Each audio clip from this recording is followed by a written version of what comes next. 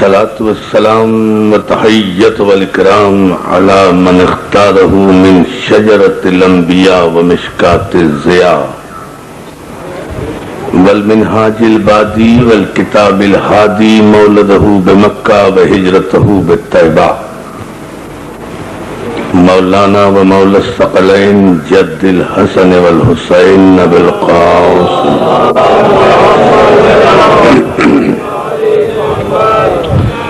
وآله الطيبين الطاهرين المعصومين المنتجبين المظلومين ولعنة الله على أعدائهم أجمعين من يومنا هذا إلى يوم الدين.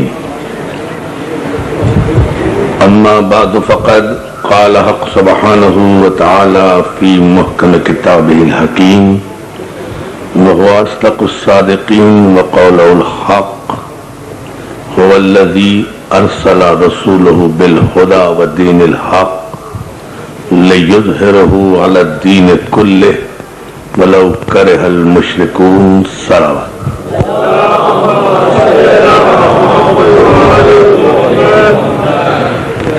حاضرین گرامی قدر، بزرگان محترم، خانوادہ سید صادق مہدی کی جانب سے یہ سالانہ خمسہ مجالس ادا الحمدللہ حسب دستور اس سال بھی اس مقدس آستانے میں آغاز ہو رہا ہے، اور اس خمسہ مجالس کی یہ پہلی مجلس ابتدائی اور تمہیدی گفتگو نوجوان دوستوں کی اور بزرگوں کی سماعتوں کی نظر ہے۔ ان مجالس میں آپ حضرات کی علمی تشنگی کو دور کرنے کے لیے باب علم سے مانگی ہوئی کچھ بھیک تقسیم کی جائے گی، اور ظاہر ہے کہ رزق علوم اہل بیت اگر ان مجالس کے ذریعے تقسیم نہ ہو تو انسانیت ابو جہل ہو جائے۔ سوچیں باب مدینۃ العلم سے اگر رزق علم کی بھیک تقسیم نہ ہو تو انسانیت جہل کے اندھیروں میں گم ہو جائے۔ جس قدر رزق علم ان مجالس میں جو ان 2 مہینے 8 دن میں ہوتی ہیں خصوصیت کے ساتھ تقسیم کیا جاتا ہے انسانیت کے ذہنوں کو روشنی دینے کے لیے، سال بھر میں بھی مسلمان مل کر خانہ کعبہ کی دیوار کے نیچے بھی اتنا رزق علم حاصل نہیں کر سکتے۔ کعبے سے عبادت کا رخ ملتا ہے، علم کا قبلہ نہیں ملتا۔ کعبہ کسی کو علم نہیں دیتا، اور جب کعبہ کسی کو علم نہیں دیتا، صرف روح عبادت دیتا ہے، تو پھر وہ یقینی روح عبادت نہیں ہے۔ 1000 سجدے زمین حرم پہ ہوں لیکن 1000 سجدے زمین حرم پہ ہوں لیکن وصول روح عبادت نہیں تو کچھ بھی نہیں۔ 1000 سجدے زمین حرم پہ ہوں لیکن حصول روح عبادت نہیں تو کچھ بھی نہیں۔ بتا دیا ہے، توجہ، نبی کے طویل سجدے نے 1000 سجدے زمین حرم پہ ہوں لیکن بتا دیا ہے نبی کے طویل سجدے نے حسین तेरी मोहब्बत नहीं तो कुछ भी नहीं। वो जो है सलामत है।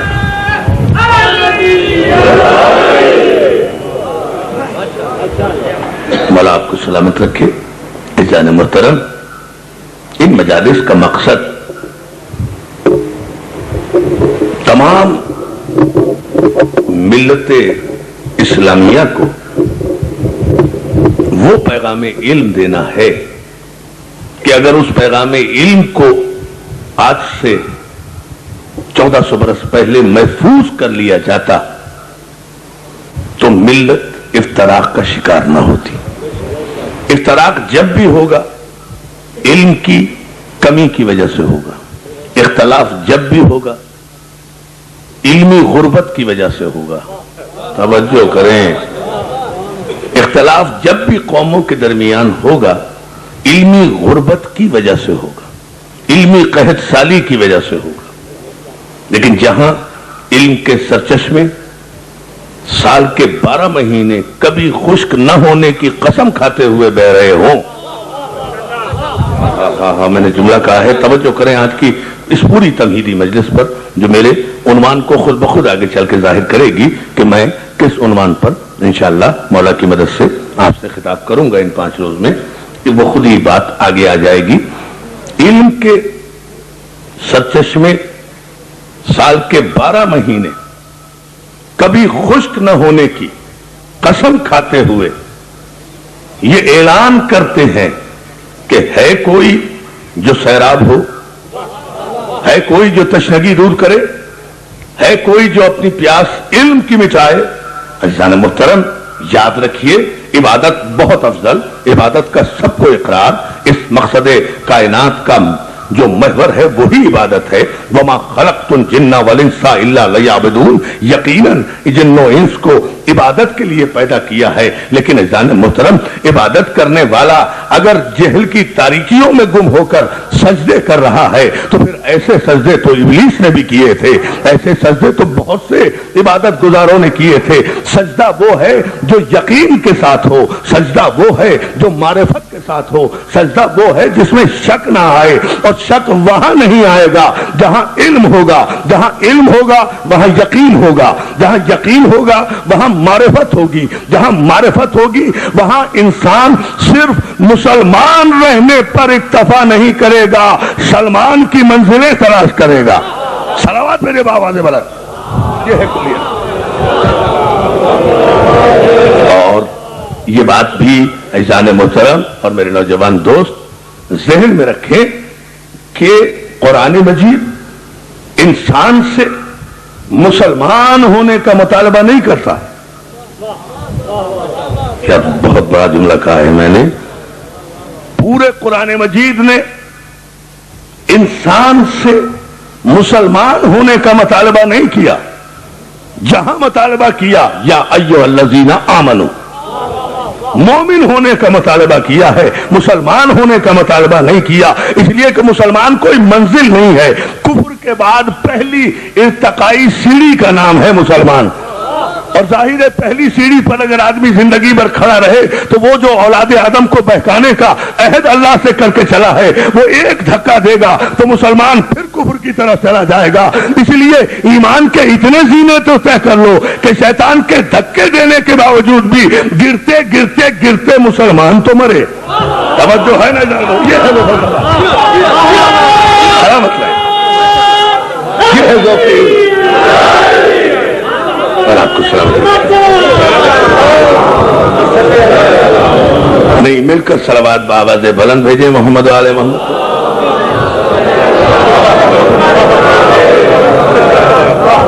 मैं आपकी खिदमत में सलावत पेश करूं।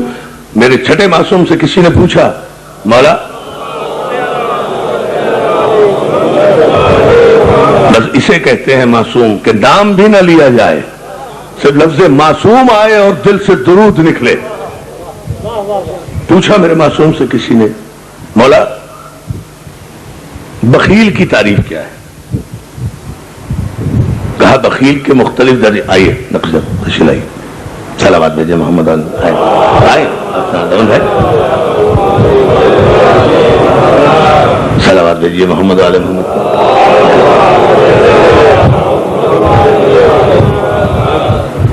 मौला से पूछा किसी ने कि फर्जंद रसूल बखील किसे कहते हैं, बखील की तारीफ क्या है?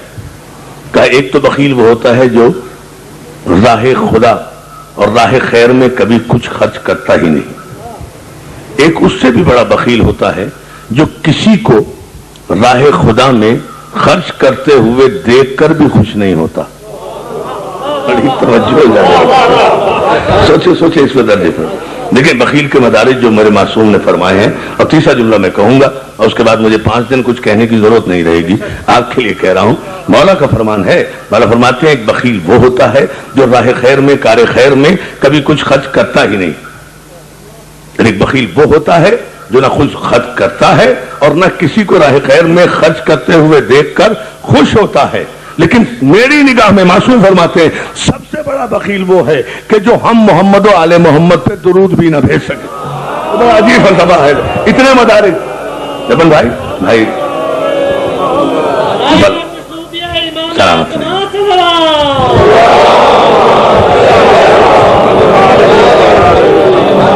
जो है ना मोहतरम, तो ये मकाम अब फिक्र ज़हन में रहे। मैं इस तमहीदी गुफ्तगू में जो आगाज कर रहा हूं आज से, वो यही बातें चंद बुनियादी आपकी खिदमत में अर्ज करूंगा। वो ये है कि अगर शक के साथ सजदा हो, अगर शक के साथ कलमा पढ़ा जाए, अगर शक के साथ ला इलाहा इल्लल्लाह भी कहा जाए, अगर शक के साथ मोहम्मद रसूलुल्लाह भी कहा जाए, अरे छोड़िए साथ कहना दूर की बात है, अगर शक के साथ बज़्म पैगंबर में भी बैठा जाए मदारिज में कोई इजाफा नहीं हो। सलामत रहे आप, सलामत सलावत भेज देना बाबा से बोले शक कोई चीज नहीं।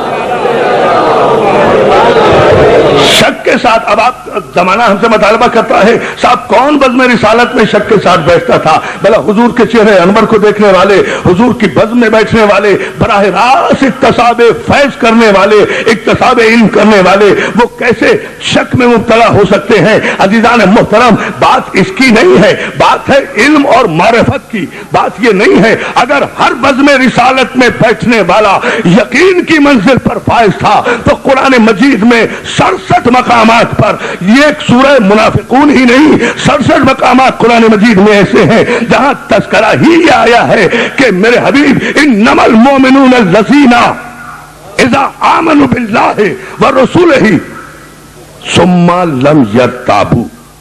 बस जुमला यही है जाना मतलब, ये लोग जो ईमान ला चुके हैं, ये लोग मेरे हबीब इन्नमल मोमिनून लज़ीना इज़ा आमनु, दोहरा दोहरा ईमान की बात की है। ये लोग जो ईमान ला चुके हैं, मोमिन कहलाते हैं, कलमा पढ़ चुके हैं, ये अल्लाह की वहदानियत का भी इकरार कर रहे हैं, लेकिन हमारी निगाह में इनका ईमान सिर्फ कलमा पढ़ लेने पर या आपके रिसालत के इकरार करने पर या चेहरे रिसालत की जियारत करने पर निगाह मसीहत में इनका ईमान मुस्तहकम नहीं है। मोमिन हमारी निगाह में वो है कि जब अल्लाह पर और रसूल पर ईमान ले आए, सुम्मा लम यर्ताबू, और ईमान लाने के बाद फिर कभी शक न करे। तवज्जो है ना जाए मोहतरम। सरकार तंजीम बख्शी साहब, कर साहब, भाई जब साहब, हमारे बहुत बड़े अज़ादार मेरे भाई मेरे साथ ही आए हैं लाहौर से, और अभी 2-3 दिन यहाँ क़याम था इसलिए यहाँ तशरीफ लाए हैं। इतने अहम अज़ादार हैं कि हमारी कराची की अज़ादारी के सुबह का आगाज ही जाफरी साहब के घर से मजलिस अज़ा से होता है, और सैयद अली मुंतकी जाफरी का खानदान कराची में बानियाने मजालिस और बानियाने अज़ा में मशहूर है। अज़ादार मोहतरम मेरे भाई ये आए हैं, और यही वो शख्सियत हैं जो सबसे पहले एक तवील अरसे के बाद सरकार नक्कन साहब कबीला को पाकिस्तान लेकर आए, और उसके बाद उन्होंने वहां अशरा पढ़ा और फिर आपने सब आप सैराब हुए। तो ये सारे अहले इल्म मेरे पास बैठे हैं और मेरे सामने मौजूद हैं, जो जहां मैं जुमला آج کی ابتدائی مجلس میں عرض کرنا چاہ رہا ہوں کہ قرآن نے جو معیار مقرر کیا ہے ایسا محترم وہ یہ ہے کہ انما المؤمنون الذین اذا آمنوا باللہ ورسول، مومن اللہ کی نگاہ میں وہ ہے کہ جب ایک مرتبہ اللہ پر اور اس کے رسول پر ایمان لے آئے، ثم لم یرتابوا، اس کے بعد کبھی شک نہ کرے۔ قرآن خلاف عادت اور خلاف حکمت کبھی کوئی آیت سناتا ہی نہیں ہے۔ قرآن میں کوئی آیت بے مقصد نازل نہیں ہوئی۔ اگر بزم رسالت میں بیٹھنے والا ہر شخص یقین کی منزل پر تھا تو قرآن نے کہا کیوں کہ ایمان لانا کافی نہیں ہے، ثم لم یرتابوا، اس کے بعد کبھی شک نہ کرو، تو تسلیم کرنا پڑے گا کہ ایمان لانے کے بعد شک کی گنجائش کہیں تھی تو قرآن چہرے نہیں پڑھتا، دلوں کو دیکھتا ہے۔ جو ہے نا قرآن سگا سلامات بھیجے نا بابا دے بنا،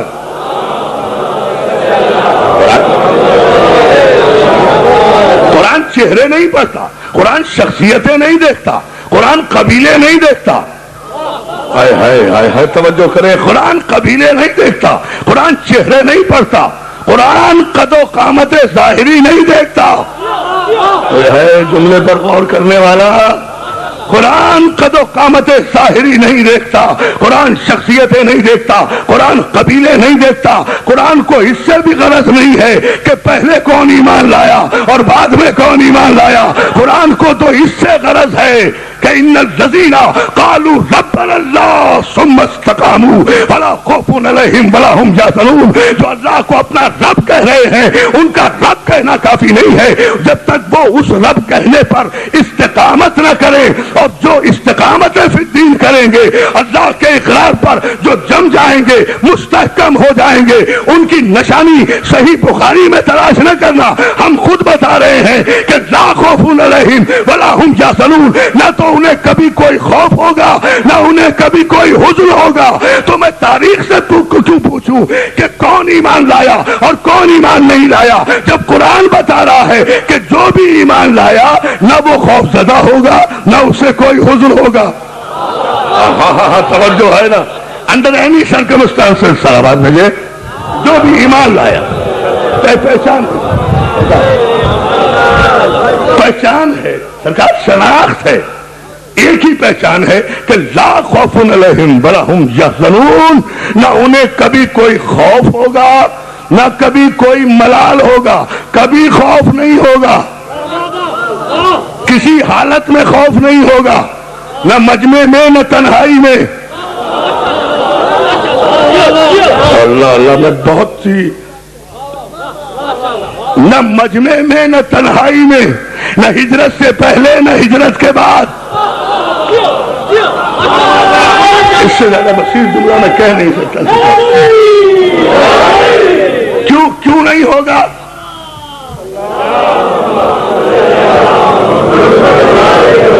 سب کیوں نہیں ہوگا انہیں خوف؟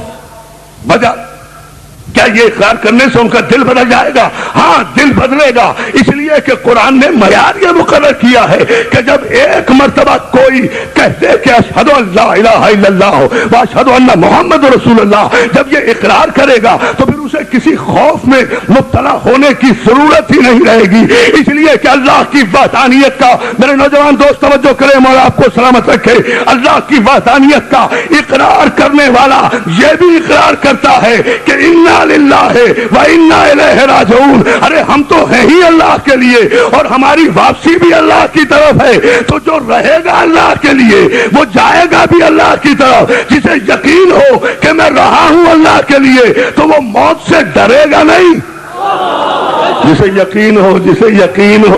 سلامات بھیجے، سلامات۔ اچھا نہیں، میں بات کو نوجوان دوستوں کی معلومات کے لیے شاید یہ ایک نئی معلومات ہو، عزیزان محترم، مفسرین قرآن ملت اسلامیہ نے، جس میں جلال الدین سیوطی بھی شامل ہیں جو معتبر ترین مفسر ہیں، انہوں نے انا للہ و انا الیہ راجعون کی آیت کے متعلق مکمل طور پر اسناد کے ساتھ تحریر کیا کہ یہ آیت جنگ احد کے موقع پر نازل ہوئی۔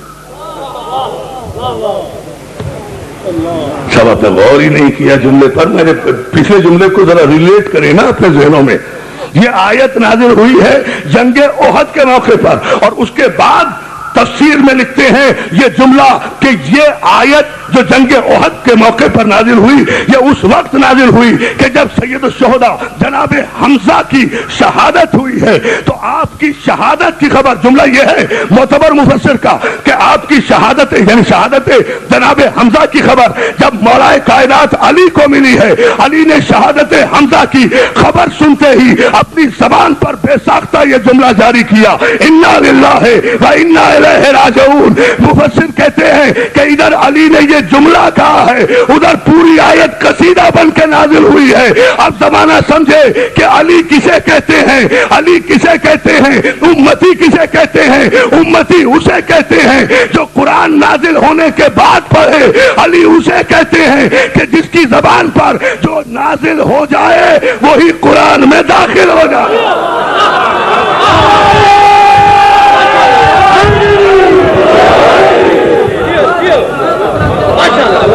اب یہ انا للہ و انا الیہ راجعون کی آیت جو قرآن میں ہے نا، یہ قرآن میں بعد میں آئی، میرے مولا نے پہلے کہی۔ جناب حمزہ کی شہادت کی خبر سن کر مولا نے جنگ احد میں کہا کیا ہوا اگر حمزہ شہید ہو گئے؟ انا للہ، ہم تو ہیں ہی اللہ کے لیے۔ اپنے پورے شجرہ نسب کو بیان کر دیا میرے مولا نے۔ توجہ ہے نا، یا علی غور کریں دار محترم، پورے قبیلے کی کیفیت اور خون کی شرافت کو بیان کیا ہے حمزہ کی شہادت کی خبر سن کر کہ کیا ہوا اگر شہید ہو گئے؟ انا للہ، ہم تو ہیں اللہ کے لیے۔ کہاں کہہ رہے ہیں؟ جنگ احد میں کہہ رہے ہیں، اور ہماری واپسی بھی اللہ کی طرف ہوگی، گھر کی طرف نہیں۔ اللہ اللہ اللہ اللہ توجہ فرمائیے نا، مولا سلامت رکھے، مل کر صلوات بھیج لیں محمد علیہ۔ ادھر میرے مولا نے یہ جملہ کہا انا للہ و انا الیہ راجعون، ہم تو ہیں ہی اللہ کے لیے اور ہماری واپسی بھی اللہ کی طرف ہے۔ ادھر جبریل امین پوری آیت کا گلدستہ لے کر آئے، پوری آیت کا قصیدہ لے کر آئے مسلسل۔ میں آئندہ مجالس میں انشاءاللہ اس کی تفصیلات عرض کروں گا۔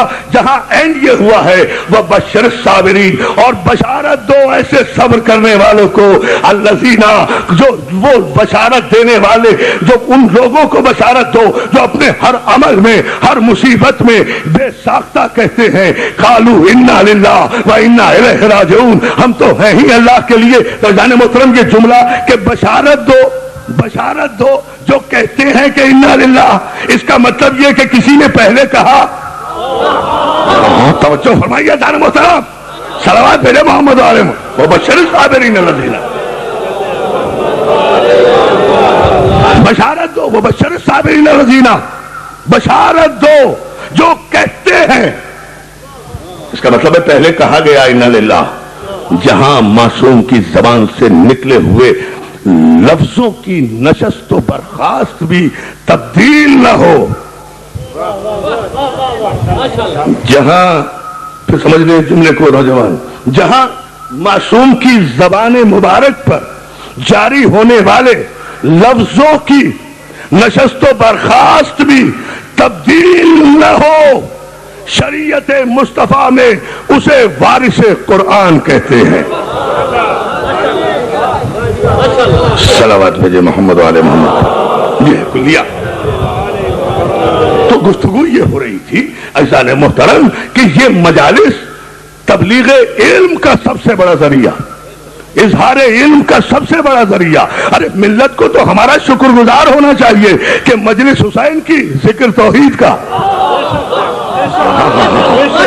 جو ہے، مجلس حسین کی ذکر توحید کا، مجلس حسین کی شان مصطفیٰ کی، مجلس حسین کی تذکرہ کعبے کا، مجلس حسین کی صفوت آدم کی، مجلس حسین کی نجات نوح کی، مجلس حسین کی خلت ابراہیم کی، مجلس حسین کی عظمت انبیاء کی، مجلس حسین کی تذکرہ امر بالمعروف کا، مجلس حسین کی ذکر نہی عن المنکر کا، مجلس حسین کی بیان اصول دین کا، مجلس حسین کی بیان فلسفے کا، مجلس حسین کی بیان قرآن کا، مجلس حسین کی تفسیر قرآن کی، مجلس حسین کی تشہیر قرآن کی، مجلس حسین کی عزت رسول کی، مجلس حسین کی بیان دین کا، مجلس حسین کی بیان اسلام کا۔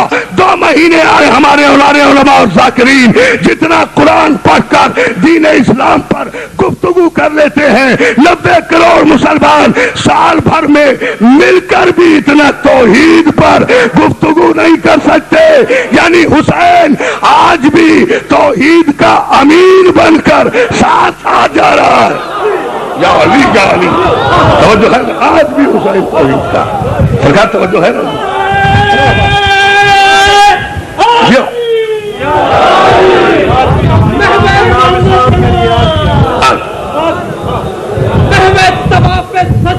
شبیر ہے بحث، محوِ ثواب پہ سجدہ شبیر ہے بحث، نبیوں کی بندگی ہے پجارن حسین کی، اور ہر ماتمی جلوس میں پھرتی ہے سر کھلے، تاریخ آج بھی ہے پجارن حسین میں۔ جیو مل کر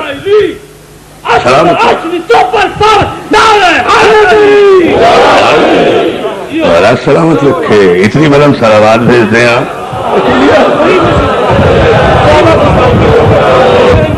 1400 برس میں جتنا تذکرہ حسین کا ہو رہا ہے، اس سارے تذکرے میں اسلام ہی اسلام ہے، قرآن ہی قرآن ہے۔ ایسے نہیں خواجہ معین الدین چشتی کوئی شاعر نہیں تھا، پہنچا ہوا ولی تھا۔ یہ کوئی آفٹر تھاٹ نہیں ہے خواجہ معین الدین چشتی کا کہ حقا کے بنا لا الہ، نہ، اس سے پہلے کچھ کہا ہے، چوتھے مصرے میں تو ثبوت دیا ہے۔ توجہ کرے جان محترم، میں جملہ کہہ رہا ہوں، چوتھے مصرے میں تو معین الدین چشتی نے ثبوت دیا ہے، یہ کوئی جذباتی طور پر مصرے نہیں کہہ دیے، پہلے مصرے میں کہہ چکے تھے نا کہ شاہ ہست حسین، بادشاہ ہست حسین۔ دوسرے مصرے میں کہہ چکے تھے کہ دین ہست حسین۔ جب یہ کہہ چکے تھے کہ دین ہے حسین، تو چوتھے مصرے میں تو آنا تھا نا کہ حقاؤ کے بنائے۔ توجہ کریں آپ، تو یہ اگر لفظ کہا ہے، اور یاد رکھیں کہ شاعر جب بھی کوئی شعر کہتا ہے تو وہ پہلا مصرع کہتا ہی چوتھے مصرے کے لیے ہے۔ سوچے جملے کو، ذرا سا ادبی جملہ ہے یہ، پہلا مصرع کہتا ہی چوتھے مصرے کے لیے ہے۔ معین الدین چشتی نے اگر بادشاہ ہست حسین کہا تھا تو دوسرے مصرے میں کہا دین ہست حسین، دی پناہ ہست حسین، چوتھے مصرے میں اسے ثابت کیا۔ حقا کہ بنائے بانی نہیں، بنا۔ اب یہ ایک الگ بحث ہے، پھر انشاءاللہ کسی مجلس میں سے کریں گے، لیکن جو میں عرض کر رہا ہوں کہ آج بھی ساری دنیا میں مجلسیں ہو رہی ہیں، کوئی گوشہ ایسا نہیں ہے حیات عرضی کا کہ جہاں کسی نہ کسی عنوان سے ذکر حسین نہ ہو رہا ہو۔ تو ملت کو ہمارا شکر گزار ہونا چاہیے، ہمیں حسین کا سجدہ گزار ہونا چاہیے، اس لیے کہ آج بھی حسین کے حوالے سے ذکر توحید ہو رہا ہے۔ 1 گھنٹے کی اگر مجلس ہوتی ہے تو اس میں حسین کے مصائب تو 5 منٹ کے ہیں، یہ 55 منٹ جو گفتگو ہو رہی ہے، حسین آج بھی ذکر توحید کا۔ صلوات بھیجے محمد آئے۔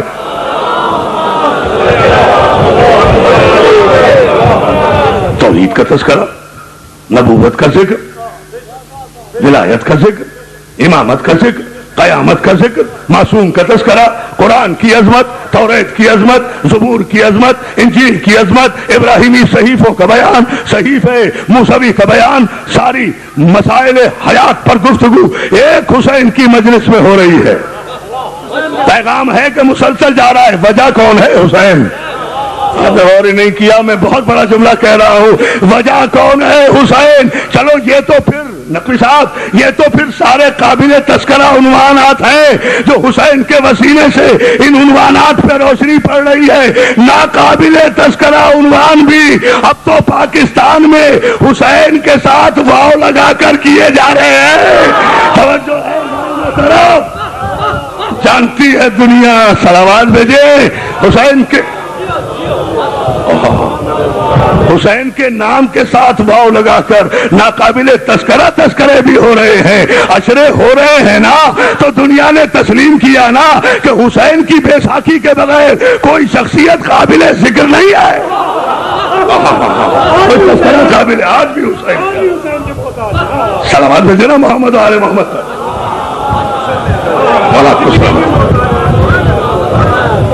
شکر گزار ہوں آپ کی توجہات پر، آپ کی محبتوں پر۔ جان محترم، کیا ہے مسئلہ؟ کیا ہے مسئلہ؟ صرف یہ ہے کہ یہ مجلسیں باب علم کی مجلسیں ہیں، جہاں علم ہی علم دیا جاتا ہے۔ اور یاد رکھیں یہ کلیہ ہے دوستو، دو چار کی میں باتیں کرنے کا عادی ہوں، گہرائی میں نہیں جاتا فلسفے اور منطق کی۔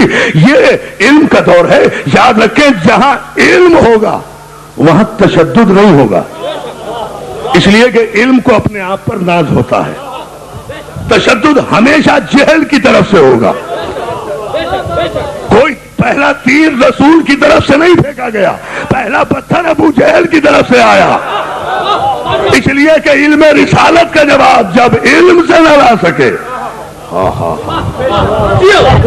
بھائی سوچو، پہلا تیر، پہلی تلوار، پہلی جنگ، پہلا حملہ، پہلا آغاز پیغمبر کی طرف سے نہیں ہے، پیغمبر کی طرف سے تو علم ہے، ابو جہل کی طرف سے پتھر ہے۔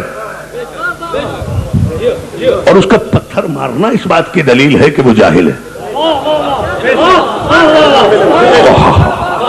اس کا پتھر مارنا اس بات کی دلیل ہے کہ وہ جاہل ہے، اور ان کا پتھر کھا کر پھر علم دینا،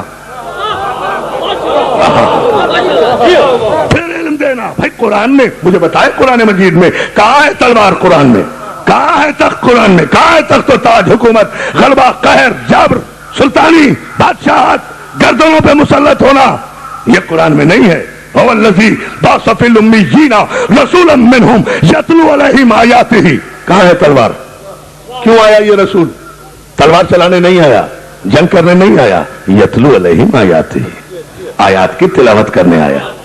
ویزکیہم، اور ان کے نفوس کو پاک کرنے آیا۔ ویعلمہم الکتاب والحکمہ، اور انہیں کتاب اور حکمت کا علم دینے کے لیے آیا۔ یہ جو تین مقاصد بعثت رسول ہے، اس میں کہاں ہے وہ تاریخ جو اسلام کے نام پر مسلمان نسلوں کو پڑھا رہے ہو؟ اللہ اکبر۔ میری آواز جہاں تک جا رہی ہے میرے جملے پر غور کریں۔ اس قرآن مجید کی اس آیت میں جس میں مقاصد بعثت سرکار ختمی مرتبت بیان کیے گئے ہیں، ان مقاصد میں کہاں ہے وہ تاریخ جو اسلام کے نام پر مسلمان نسلوں کو پڑھا رہے ہو؟ تسلیم کرو نا کہ تاریخ اسلام اور ہے، تاریخ مسلمان اور ہے۔ اور میں ایک ہی جملے میں فرق واضح کر کے عنوان کا آغاز کر رہا ہوں۔ تاریخ اسلام اور ہے، تاریخ مسلمان اور ہے۔ تاریخ مسلمان میں 27 رجب سن 40 عام الفیل کو، نوٹ کریں دونوں تاریخوں کا ایک ایک جملہ کہوں گا۔ تاریخ مسلمان میں 27 رجب سن 40 عام الفیل کو محمد مصطفیٰ نبی بنتے ہیں۔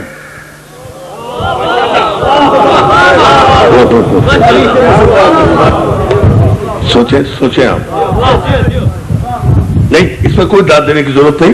دس از انٹائرلی اے میٹر، یہ فیڈ ہونا چاہیے نوجوان نسلوں کے ذہن میں جو جملہ میں کہہ رہا ہوں۔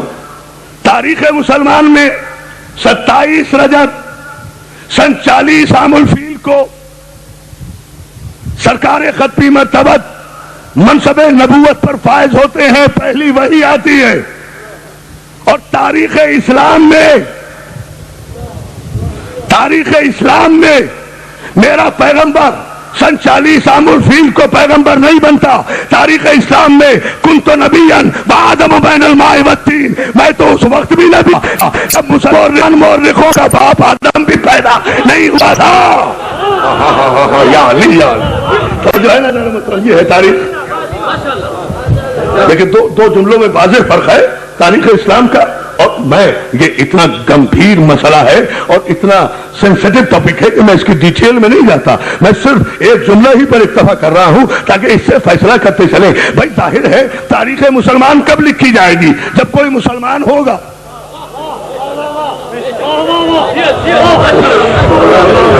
سوچے خدا کے لیے سارے نوجوان تو سے جملے تاریخ مسلمان کب لکھی جائے گی؟ میں بہت شکر گزار ہوں آپ کی توجہ کا اور آپ کی پابندی وقت کا بھی. میں انشاءاللہ 9:30 بجے نہیں ٹھیک 9 بجے روزانہ آپ کی خدمت میں حاضر ہو جایا کروں گا. اس لیے آپ جتنا محبتیں اور تعاون فرماتے ہیں ہر برس مجھے امید ہے اور الحمدللہ آپ بر وقت تشریف لائے ہیں. آئندہ مجالس میں بھی ذرا سا آپ میرے ساتھ یہ تعاون کریں گے میں پابندی وقت سے تاکہ آپ کو واپسی میں بھی زحمت نہ ہو اور ہمیں دقت وقت کی بھی کوئی شکایت نہ ہو. زیادہ سے زیادہ باتیں اور زیادہ سے زیادہ مورخ کا ذکر ہو سکے. صلوات بھیجیں محمد علیہ. مولا آپ کو سلامت ہے کہ دیکھیں بھائی تاریخ مسلمان کب لکھی جائے گی. آج بالکل بنیادیں ہیں قطن میرے عنوان کی تمہیدیں ہیں. کل سے انشاءاللہ میں تفصیل کروں گا. تاریخ مسلمان اس وقت لکھی جائے گی جب کوئی مسلمان ہوگا.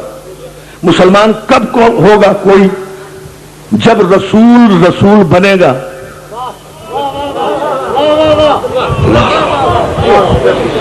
بہت توجہ. جب رسول بنے گا تو جس کی نگاہ میں رسول ہی 40 عام الفیل کو بن رہا ہے. بہت توجہ. تاریخ کہاں سے جائے گی؟ 40 عام الفیل سے جائے گی نا اس کی تاریخ. اور پھر عزیزان محترم آپ کے مورخ ہو یا محقق ہو یا محدث ہو ان کی تاریخیں آپ دیکھیں تو وہ تو 40 عام الفیل کے بھی اتنے بعد ہیں. عزیزان محترم امام اعظم رحمت اللہ علیہ ہم ان کا احترام کرتے ہیں. امام مالک ہم ان کا احترام کرتے ہیں. امام شافعی ہم ان کا احترام کرتے ہیں. امام احمد بن حنبل ہم ان کا احترام کرتے ہیں. محمد ابن اسماعیل بخاری بہت بڑے محدث ہم ان کا احترام ان کے علم کا احترام کرتے ہیں. مسلم بن حجاج صحیح مسلم والے ہم ان کا احترام کرتے ہیں. لیکن ذرا فاصلے کا فیصلہ آپ کر لیں کہ رسول کب آئے, امام اعظم کب آ رہے ہیں؟ 80 ہجری میں. غور ہی نہیں کر رہے آپ جملے پر. امام اعظم کب آ رہے ہیں بھائی؟ 80 ہجری میں ہجرت نبوی کے 80 برس بعد. یعنی رسول میں اور امام اعظم میں فاصلہ تقریباً 93 برس کا. فیصلے دیکھیں تاریخ کے. بہت ہی بہت توجہ چاہتا ہوں. امام مالک کب آ رہے ہیں؟ 90 ہجری میں. امام شافعی کب آ رہے ہیں؟ 150 ہجری میں. اور امام احمد بن حنبل تو اس وقت آ رہے ہیں جب میرے 11ویں امام کا زمانہ ہے. توجہ 150 برس بعد 250. سلامات بھیجے نا. اب تاریخیں دیکھتے جائیں. اچھا جو آپ کے سب سے بڑے محدث ہیں, بری بنیادیں ہیں آج کی مجلس میں, جو بہت بڑے محدث ہیں محمد ابن اسماعیل بخاری وہ آ رہے ہیں 200 برس کے بعد, 150 برس کے بعد, 160 برس کے بعد. تو فاصلہ کتنا حیات پیغمبر سے؟ کہیں 80 برس کا فاصلہ, کہیں 90 برس کا فاصلہ, کہیں 100 برس کا فاصلہ, کہیں 160 برس کا فاصلہ. اب ان علماء اور ان ائمہ اور ان محدثین کے بعد آپ کے یہاں تاریخ کی ابتدا ہو رہی ہے. اب اس تاریخ کی ابتدا کا اندازہ لگا لیں کہ 150 برس میں کتنی نسلیں گزر جاتی ہیں. نہ انہوں نے رسول کو دیکھا. بھائی بہت توجہ. نہ انہوں نے رسول کو دیکھا, نہ رسول نے انہیں دیکھا. نہ انہوں نے رسول کو اعلان کرتے ہوئے دیکھا, نہ نماز پڑھتے ہوئے دیکھا, نہ قیام کرتے ہوئے دیکھا, نہ قعود کرتے ہوئے دیکھا, نہ سجدہ کرتے ہوئے دیکھا, نہ کوئی بزم میں ہے نہ نظم میں ہے. اس سے پہلے کوئی ریٹن پروف نہیں ہے. اس سے پہلے جتنے مسلمان حیات پیغمبر میں ہیں نہ کوئی تاریخ ہے, نہ کوئی مدون کتاب ہے, نہ کوئی کمپائلڈ بک ہے. سارا آغاز 80 ہجری کے بعد ہو رہا ہے, پیغمبر کے 90 برس کے بعد. اب عزیزان محترم پوچھنا صرف اس جملے میں یہی ایک بات چاہتا ہوں کہ 80-90 برس کے بعد حیات پیغمبر کے 80-90 برس کے بعد آنے والے جب تاریخ لکھیں گے تو وہ تاریخ روایتوں پر مبنی ہوگی, سنی سنائی باتوں پر مبنی ہوگی. اور میں علم کی خیرات اس علی سے لے رہا ہوں کہ جس نے اس دنیا میں پہلی آنکھ کھولی تو رسول کی آغوش تھی, اور رسول کی آنکھ بند ہوئی تو علی کی آغوش تھی. یہ ہے وہ فلسفہ. ہاں ہاں, اب بتائیے اسلام کہاں سے ہے؟ مولا آپ کو سلامت رکھے صاحب.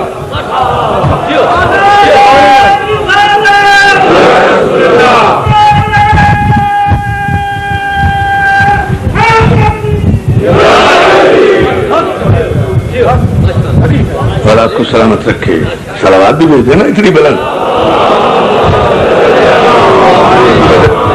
یہ سارا محفوظ کر رہے ہیں نا آپ اپنے ذہن میں, یہ پوری تاریخ اور اس کی ابتدائیات جس پر میں انشاءاللہ آئندہ مجالس میں عرض کروں گا آپ کی خدمت میں. آپ دیکھیں میرا علی وہ ہے جس نے پہلی آنکھ کھولی تو آغوش رسول میں, اور رسول کی آخری آنکھ بند ہوئی. ذرا زندگی تو دیکھیں, زندگی کی خوبصورتی تو دیکھیں. علی کو ہر رخ سے علی دیکھے تو صحیح.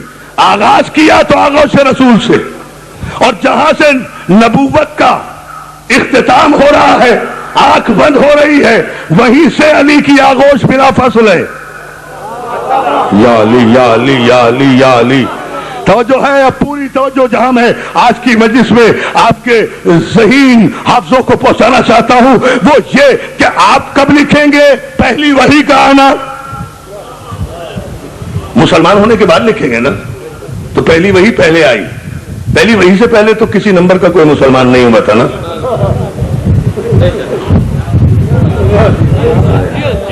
بھائی پہلی وحی سے پہلے تو سب کافر تھے نا, خیر سے ٹھیک ہے.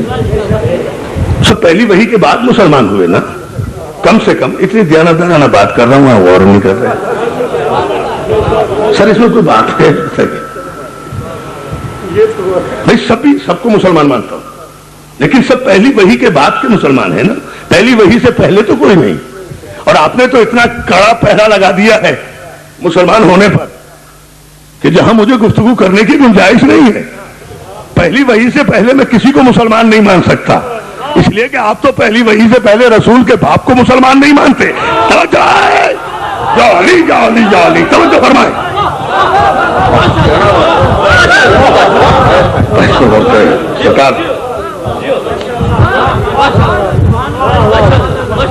آپ تو پہلی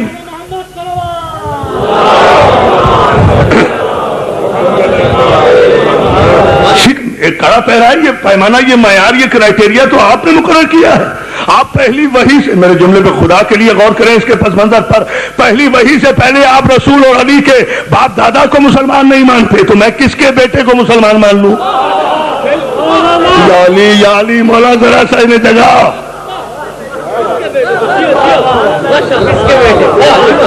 اچھا, ایک الجھانے والی بحث چھیڑ دوں, خود بھی الجھوں گا, آپ کو بھی الجھاؤں گا انشاءاللہ. مگر دیکھیں اور ہمارے مجمع کا یقین دیکھیں کہ مجمع کہہ رہا ہے انشاءاللہ الجھیں گے. پتا ہے نا کہ رزق علم کی بھیک تو یہاں سے ملتی ہے نا. توجہ, صلوات میرے بآواز بلند.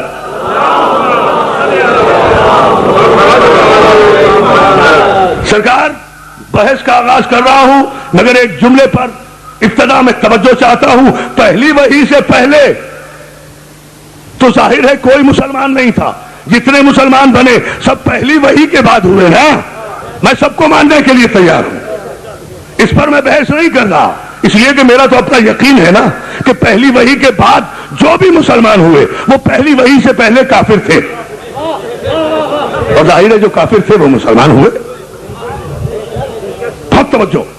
لیکن جس مسئلے پر میں توجہ آج کی مجلس میں اپنے نوجوان دوستوں کی چاہتا ہوں تاکہ طے ہو کہ تاریخ اسلام کیا ہے اور تاریخ مسلمان کیا ہے, اور میرے سارے سنی شیعہ بھائی سنیں, یہ بالکل ریشنل گفتگو ہے, 2 اور 2 4 کی گفتگو ہے. پہلی وحی سے پہلے کوئی مسلمان نہیں تھا. نمبر 1, پیغمبر اسلام خاندان بنی ہاشم کے چشم و چراغ تھے, جو پورے سرزمین عرب پر سب سے اعلیٰ, سب سے ممتاز, سب سے برتر والی کعبہ خاندان تھا. لہذا اعلیٰ ترین خاندان کے شہزادوں کے تعلقات مکے کے کپڑا بیچنے والوں کے بچوں سے نہیں ہو سکتے تھے. تعلقات کی بات کر رہا ہوں سرکار, غور کریں. آپ پروٹوکول کے خلاف ہے بھائی.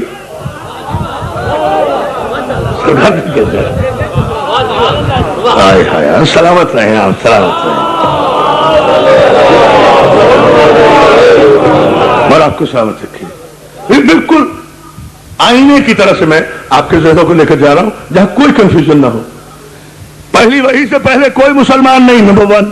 نمبر 2 یہ کہ پیغمبر اسٹیٹس کے اعتبار سے، دنیاوی اسٹیٹس کے اعتبار سے اعلیٰ ترین خاندان کا چشم و چراغ، اسلاب طاہرہ سے ارحام مطہرہ کی طرف منتقل ہونے والوں کا خاندان، شجرہ طیبہ کا خاندان، ورثائے انبیاء کا خاندان، وارثان کعبہ کا خاندان، بیضۃ البلد کا خاندان، رئیس مکہ کا خاندان، عبد مناف کا خاندان، ہاشم کا خاندان، عبد المطلب کا خاندان، یعنی اماموں کا خاندان، غلاموں سے تعلقات نہیں. یا علی اس لیے میں نہیں مانوں گا. آپ لکھتے رہیں میں نہیں مانوں گا. بچپن میں اس سے دوستی تھی، لڑکپن میں اس سے دوستی تھی. نہ کوئی دوستی نہیں تھی، کوئی تعلقات نہیں تھے. اچھا آج سے 1400 برس پہلے کا معاشرہ، اسٹیٹس کمپلیکس معاشرہ، جہاں آقا اور غلامی کی باقاعدہ روایتیں چلتی تھیں. ہاؤ کین آئی بلیو، میں کیسے یقین کر لوں کہ سب تعلقات تھے، دوستی تھی. دوستی وہ کرتا ہے جو کھیلتا ہے، کودتا ہے. اس خاندان میں کھیل اور کود کے یہ مشاغل نہیں تھے. بہت توجہ دوستو. نمبر 2، اب پہلی وحی کے بعد پہلا مسلمان ہوگا تو تاریخ مسلمان لکھے گا. پہلی وحی کے موقع پر تو کوئی موجود نہیں ہے نا. میں بالکل قریب آ کے گفتگو کر رہا ہوں. پہلی وحی کے سے پہلے تو کوئی مورخ جتنے بھی ہیں وہ ان میں سے کوئی موجود نہیں ہے. نہ پہلی وحی کے وقت موجود ہے، اور پہلی وحی محلے میں بھی نہیں آئی، علاقے میں بھی نہیں آئی، کسی دوست کے گھر میں بھی نہیں آئی. پہلی وحی آئی غار حرا میں. غار حرا ہے 3000 فٹ کی بلندی پر، جہاں جا کر رسول اکیلے عبادت کیا کرتے تھے. وہی آئی بھی اکیلے میں، فرشتہ آیا بھی تنہائی میں. ابھی تک کوئی مسلمان بھی نہیں ہوا. یہ سارے واقعات جو پہلی وحی کے لیے آپ بیان کرتے ہیں، یوں آیا، یوں بھیجا، یوں دبایا، یوں اقرا کہا، یوں پسینہ آیا، کون دیکھ رہا تھا؟ یا علی کون تھا وہاں؟ خدا کی قسم اس رات سے ہمیشہ کے لیے انشاءاللہ آج ہی کی مجلس میں پردہ اٹھاؤں گا. آپ صلوات بھیجیں محمد علیہ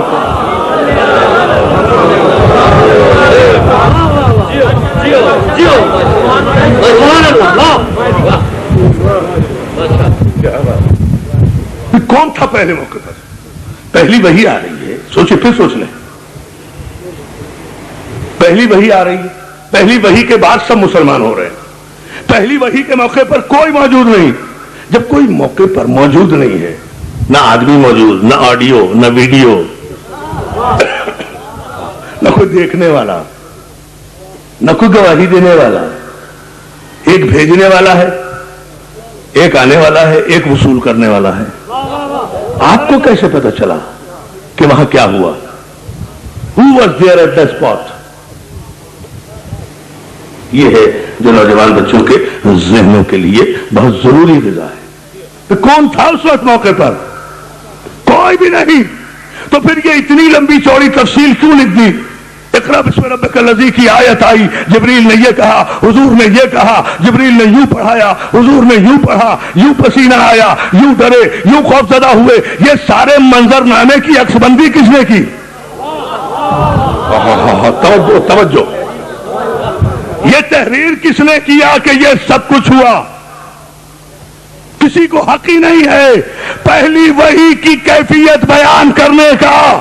جتنی بھی کیفیتیں بیان کرے بعد کی وحی کے بعد کیجئے تو میں ڈیبیٹ کر لوں گا، لیکن پہلی وحی کے موقع پر تو کسی کو تاریخ اسلام میں بولنے کا حق ہی حاصل نہیں ہے. اٹھاؤ نہج البلاغہ. میرے مولا نے 86 نمبر خطبے میں تاریخی فیصلہ دیا. میں وہ علی ابن ابی طالب ہوں کہ جسے رسول اپنے سینے پر سلاتے تھے. میں وہ علی ہوں کہ جسے رسول غذا پہلے اپنے منہ میں چباتے تھے پھر اسے نرم کر کے مجھے کھلاتے تھے. میں رسول کے پیچھے اس طرح چلتا تھا جیسے اونٹنی کا بچہ اونٹنی کے پیچھے پیچھے چلتا ہے. اور اب جملہ دیکھیں, پھر میرے مولا جائیں نہج البلاغہ میں آج ہی دیکھ لیں, پھر میرے مولا فرماتے ہیں میں وہ علی ہوں ساری کائنات میں, کنت راہ نور النبوہ واشم رائحۃ الرسالہ, میں وہ علی ہوں جس نے نور نبوت کو بھی دیکھا اور خوشبو رسالت کو بھی سونگھا. یا علی یا علی یا علی. دیکھیں جہاں میرے مولا کہہ رہے ہیں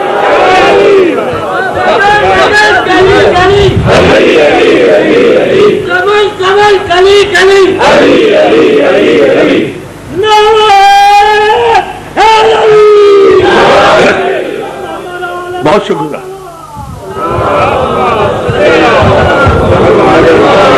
جہاں پوری سیرت بیان کی ہے اس خطبے میں, پوری حیات طیبہ پر میرے مولا نے روشنی ڈالی ہے اس خطبے میں. میں وہ ہوں کب سے بیان کر رہے ہیں علی؟ جب سے رسول کے سینے پر سوتے تھے. مجھے رسول سلاتے تھے اپنے سینے پر, مجھے سلاتے تھے سینے پر, مجھے پہلے لقمہ چباتے تھے پھر مجھے کھلاتے تھے. میڈیکل سائنس کی اسٹوڈنٹس جانیں گے زیادہ اچھے طریقے پر کہ گمس کے درمیان جب کوئی غذا آتی ہے تو یہ قدرت کا نظام ہے کہ گمس ایک لعاب چھوڑتے ہیں جو سخت غذا کو نرم کر کے نگلنے کے قابل بناتا ہے.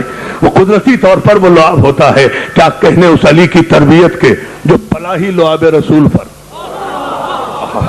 یا علی یا علی یا علی, اندازہ فرمائیے, سلامات بھیجے بآواز بلند.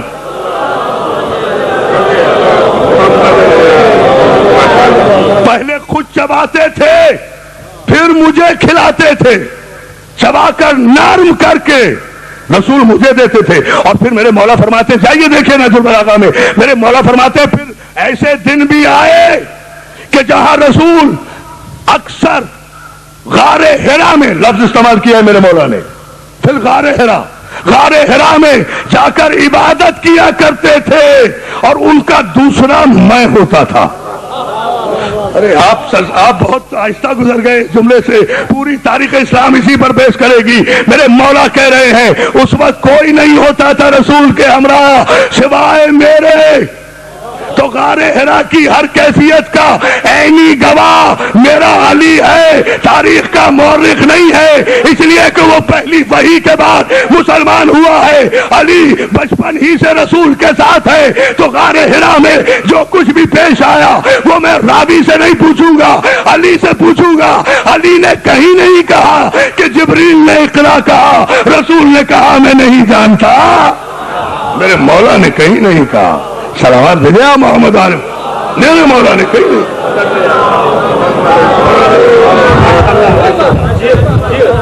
اور میں آپ کی خدمت میں جملہ عرض کروں, یہی ایک وہ خطبہ ہے پوری نہج البلاغہ میں جہاں میرے مولا نے ایک معجزہ رسالت کو خود بیان فرمایا. رسالت کے سینکڑوں معجزات سرکار ختم مطلب کے, لیکن ایک معجزے کو خود میرے مولا نے بیان فرمایا ہے کہ کیا تھا معجزہ رسالت.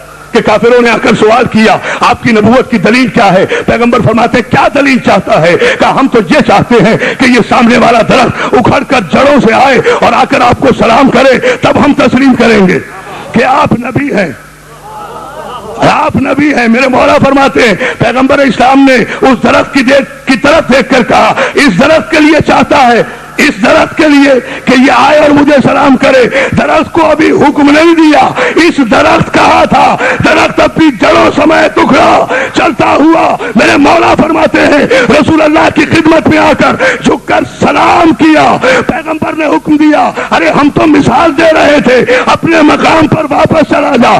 سلام کر کے واپس چلا گیا. فیصلہ میں دے رہا ہوں, میرا رسول تو یہ ہے جسے نباتات بھی سلام کریں, جمادات بھی سلام کرے, یعنی سلام رسول. سلام رسول اب معجزہ رسالت کی دلیل ہے, تو یا رسول اللہ جب معجزہ نبوت کی دلیل ہے تو جو یا رسول اللہ کہنے پر بدعت کے فتوے لگا رہے ہیں وہ مسلمانوں کو کافر نہیں کہہ رہے, نبوت کے معجزے کا انکار کر رہے. یا علی یا علی یا علی. سلام ہے رسول کا بھائی. مولا سلامت رکھے, مولا سلامت رکھے.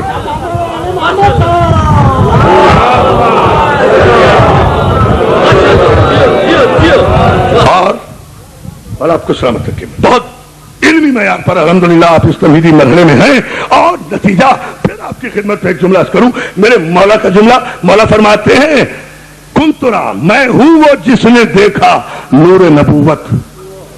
نور نبوت روشنی چہرے محمد نہیں. میں وہ ہوں جس نے نور نبوت دیکھا. کب؟ جب میں بچپن میں سوتا تھا. آپ کی تاریخ کیا کہہ رہی ہے؟ سن 40 عام الفیل. علی کہہ رہے میں نے نور نبوت دیکھا. علی نے کوئی سن مقرر نہیں کیا.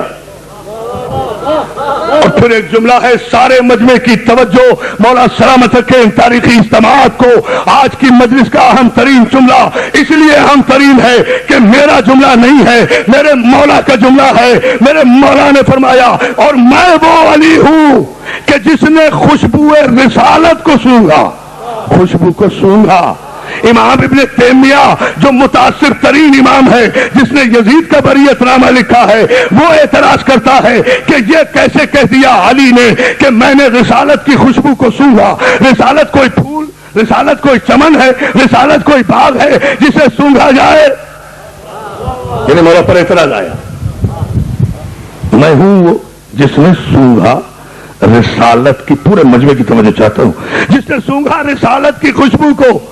متاثر ترین اماموں نے اعتراض کیا کیسے سونگا؟ کوئی خوشبو ہے, کوئی باغ ہے, کوئی چمن ہے جو سونگا؟ میں وہی کہتا ہوں قرآن پڑھنا اور بات ہے, لیکن جب علی دشمنی پر کوئی اتر آئے تو قرآن بھی ہدایت سلب کر لیتا ہے. اگر قرآن سے اخذ علم کرتے تو خوشبو رسالت کے سونگنے کے علی کے دعوے پر کبھی اعتراض نہ آتا. میں ایک جملہ کہہ کے فیصلہ کر رہا ہوں. ارے 12 صاحب 12 برس 12 میل کے فاصلے سے پیراہن یوسف کی خوشبو یعقوب سونگ سکتا ہے. اللہ اکبر, اللہ پوری طاقت سے نعرہ حیدری. ارے مولا, ارے مولا, پوری طاقت سے آخری آدمی تک. محمد والے محمد بلاتا میرے ساتھ نعرہ لگائے گا مصطفیٰ جو گرتی جائلی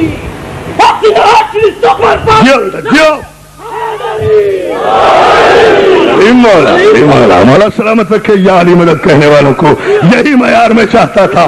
صلوات بھیجیں محمد والے محمد. خوشبو 12 میل کے فاصلے سے یعقوب کو آ رہی ہے. خوشبو پیراہن میں خوشبو ہوتی ہے. توجہ کرے, توجہ کرے. لیکن اچھا نہیں ابھی فیصلہ کر دوں. عزیزان محترم, اتنے میل کے فاصلے سے قمیض یوسف کی خوشبو یعقوب کو آئی اور آپ نے کہا مجھے یوسف کی خوشبو آ رہی ہے. لیکن ذہن میں رہے مسلمان بھائیوں کہ یوسف کی ایسا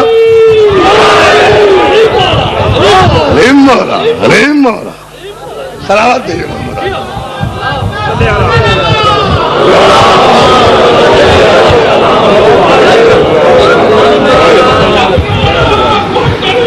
جیو مل کر نہیں. بہت بڑا مجمع ہے, بہت تاریخی مجمع ہے. اتنی ہی بلند صلوات بھیج دیں آل محمد پر.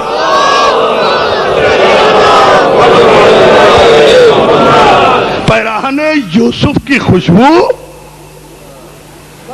یعقوب نے سونگی تھی اس لیے کہ نبی نبی تھا. تو خوشبو نبوت کو نبی ہی نے سونگا نا, تو پھر خوشبو رسالت کو علی ہی سونگے گا. صلوات بھیجے بآواز بلند. اب دیکھیں سرکار, جہاں میں بہت توجہ چاہ رہا ہوں نفی صاحب, کرن صاحب, بھائی جاوید صاحب, جہاں میں استدلال کی منزل لانا چاہ رہا ہوں اختتام پر ملتوی کرتے ہوئے کل پر اس فیصلے پر اپنے نوجوان دوستوں کی توجہ چاہوں گا.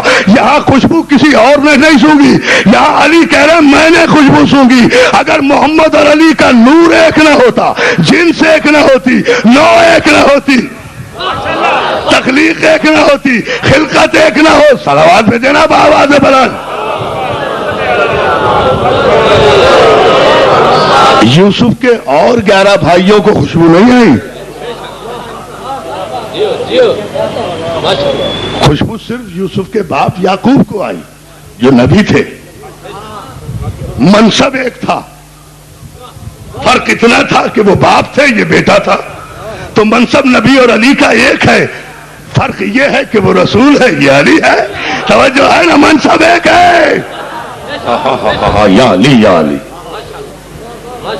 دوستو اگر آپ ایک جملے پر اور توجہ فرمائیں، یہ میرے مولا فرما رہے ہیں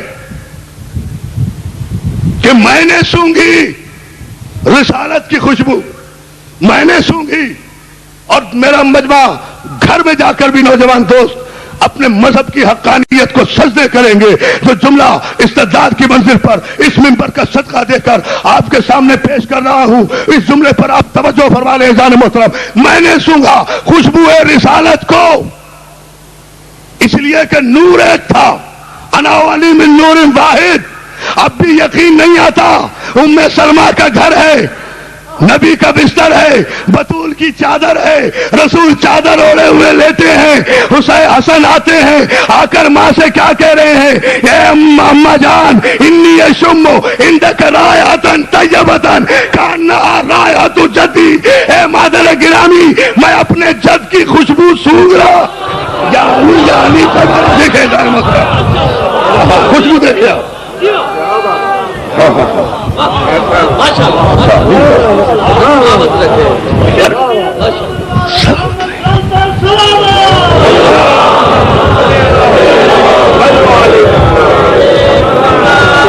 کیا کہا؟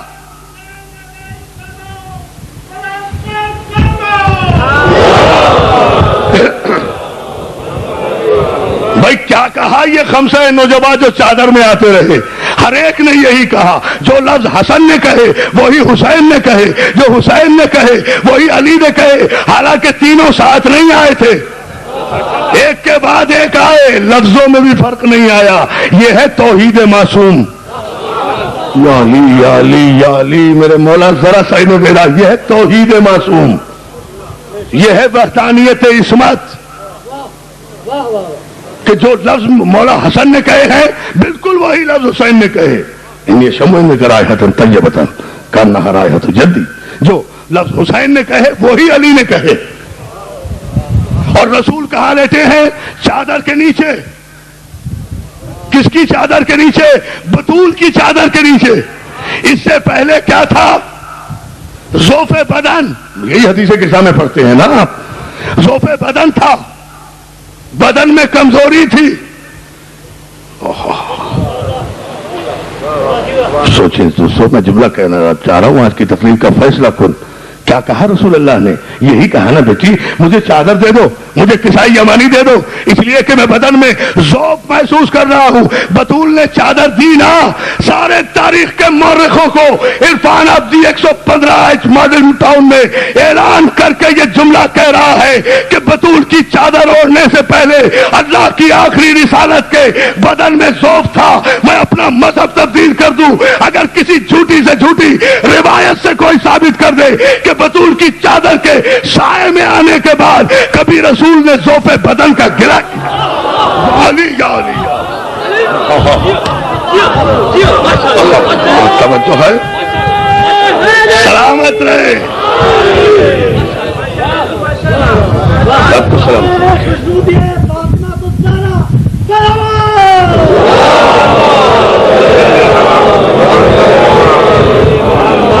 تفصیلات کروں گا.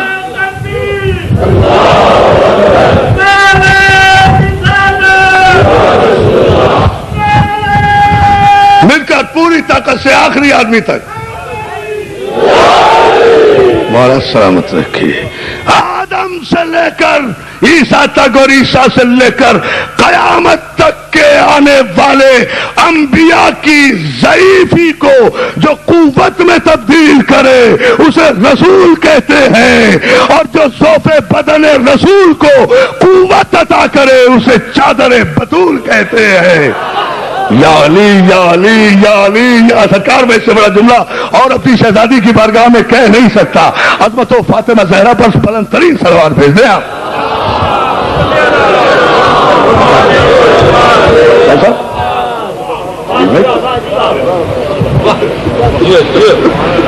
جس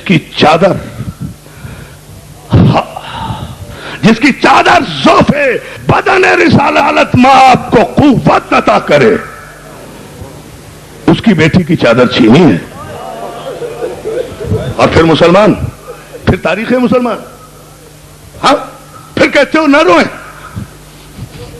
پھر کہتے ہو ماتم نہ کریں.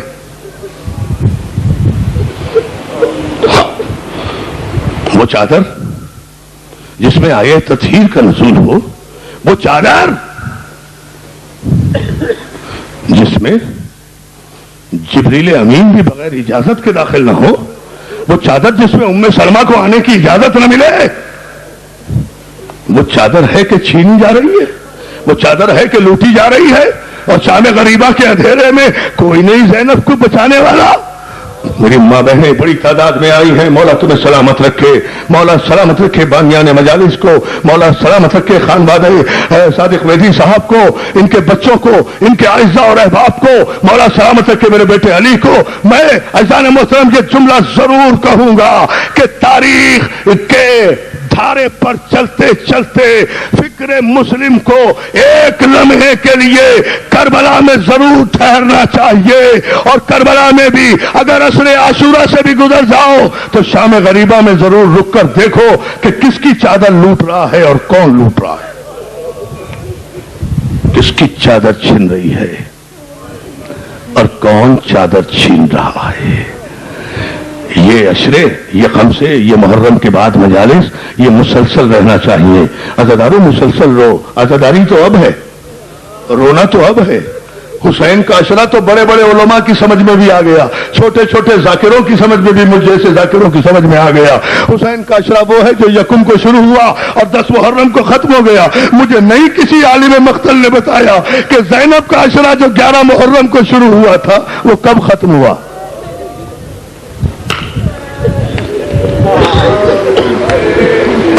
جزاک اللہ جزاک اللہ. عزادارو نہ شرم کر کے نہ رو، تمہیں کیا پتا انہی خواتین کے جھرمٹ میں اللہ جانے شام سے آئی ہوئی زخمی بی بی کہاں بیٹھی ہوگی.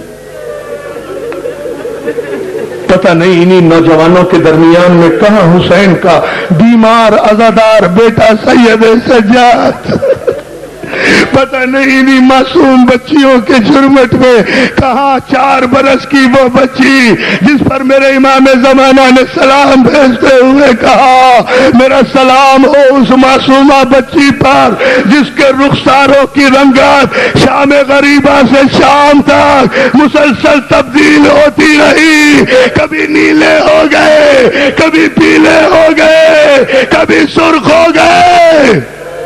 جزاک اللہ. شرم کر کے نہ رویا کرو، خدا کی قسم. ارے میری بیوی کہتی ہے میں ضرور آتی ہوں. شہزادی زینب کون ہے؟ شہزادی زینب کے لیے ایک جملہ بتا دوں آج پہلی مجلس میں. شہزادی زینب وہ ہے جسے میرے چوتھے امام نے کہا پھوپھی اماں یا عمتی، اے میری پھوپھی اماں الحمدللہ خدا کے فضل سے آپ عالمہ غیر معلمہ ہیں. یہ لفظ امام سجاد کا ہے. انت عالمۃ غیر المعلمہ، آپ وہ عالمہ غیر معلمہ ہیں جسے کسی نے نہیں پڑھایا. ارے امام جس زینب کے علم کی تصدیق کرے، معصوم جس زینب کے علم کی تصدیق کرے، وہ زینب ہمارا علم سننے آتی ہے اس مجلس میں، ہمارے فضائل سننے آتی ہیں، ہماری خطابت سننے آتی ہے، نہیں ہماری یاد کی ہوئی آیتیں سننے آتی ہیں بی بی زینب ان مجلس میں نہیں. ارے ہماری حیثیت کیا ہے، ہم کیا سنائیں گے زینب کو؟ بی بی زینب کہیں گی میں تمہارا علم سننے نہیں آتی، ارے میں تو رونے آتی ہوں. کون ہے جو میرے بھائی پہ اتنا رو رہا ہے جیسا میں چاہتی ہوں؟